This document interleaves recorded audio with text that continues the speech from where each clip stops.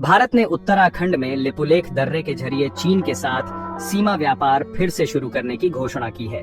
नेपाल ने इस पर कड़ी आपत्ति जताते हुए इस क्षेत्र को अपना बताया है। भारत ने ऐतिहासिक साक्ष्यों और 1956 से चली आ रही व्यापारिक प्रथाओं का हवाला देते हुए नेपाल की आपत्तियों को खारिज कर दिया। ये विवाद कालापानी, लिम्पियाधुरा और लिपुलेख के त्रिजंक्शन क्षेत्र से जुड़ा है, जिसे नेपाल अपने आधिकारिक मानचित्र और संविधान में शामिल करता है। भारत का कहना है कि ये दावे निराधार हैं और वह नेपाल को लंबित सीमा मुद्दों को सुलझाने के लिए बातचीत का न्योता देता है। भारत नेपाल सीमा 1816 की सुगौली संधि द्वारा निर्धारित की गई थी, जिसके तहत काली नदी को सीमा रेखा माना गया था। नेपाल का दावा है कि नदी का उद्गम लिम्पियाधुरा में है, जिससे काला पानी और लिपुलेख उसके क्षेत्र में आते हैं। भारत का तर्क है कि नदी का उद्गम आगे की ओर है, जिससे ये क्षेत्र उत्तराखंड का हिस्सा बन जाते हैं। दोनों देश अपने दावों के समर्थन में ब्रिटिश काल के नक्शों का सहारा लेते हैं। यह विवाद 1960 के दशक से बिना किसी अंतिम समाधान के जारी है। लिपुलेख दर्रा भारत और चीन को जोड़ने वाला एक रणनीतिक पर्वतीय दर्रा है। यह वार्षिक कैलाश मानसरोवर तीर्थ यात्रा के लिए एक मार्ग के रूप में कार्य करता है। तीर्थयात्रियों और व्यापारियों की पहुंच में सुधार के लिए भारत ने 2020 में इस दर्रे तक जाने वाली सड़क का उन्नयन किया था।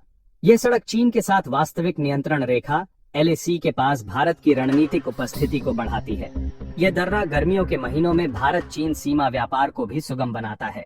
भारत द्वारा सड़क निर्माण और लिपुलेख के रास्ते व्यापार फिर से शुरू करने के बाद नेपाल की आपत्तियां और बढ़ गईं। नेपाल सरकार का कहना है कि ये कार्रवाई बातचीत के जरिए विवादों को सुलझाने के द्विपक्षीय समझौतों का उल्लंघन है। भारत का कहना है कि लिपुलेख के रास्ते दशकों से व्यापार होता आ रहा है और नेपाल के दावों का कोई ऐतिहासिक आधार नहीं है। कूटनीतिक वार्ता प्रस्तावित थी, लेकिन कोविड-19 महामारी और राजनीतिक कारणों से इसमें देरी हुई। दक्षिण एशिया में चीन के बढ़ते प्रभाव के बीच ये त्रिजंक्शन क्षेत्र भारत के लिए रणनीतिक महत्व रखता है।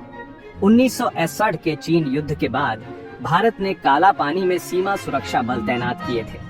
नेपाल इसे अतिक्रमण मानता है। चीन आधिकारिक तौर पर तटस्थ है, लेकिन लिपुलेख के रास्ते भारत चीन व्यापार विस्तार का समर्थन करता है। भू राजनीतिक तनाव और भारत और चीन द्वारा बुनियादी ढांचे के विकास के कारण इस क्षेत्र का रणनीतिक महत्व बढ़ गया है। सीमा विवाद ने भारत नेपाल संबंधों को तनावपूर्ण बना दिया है। भारत की कार्रवाई को एकतरफा मानने की नेपाल की धारणा ने अविश्वास को बढ़ा दिया है। नेपाल में राजनीतिक परिवर्तन, खासकर प्रधानमंत्री KP शर्मा ओली के कार्यकाल में चीन की ओर झुकाव देखा गया है। नेपाल में नाकेबंदी और सीमा विवादों के लिए भारत के कथित समर्थन ने संबंधों को और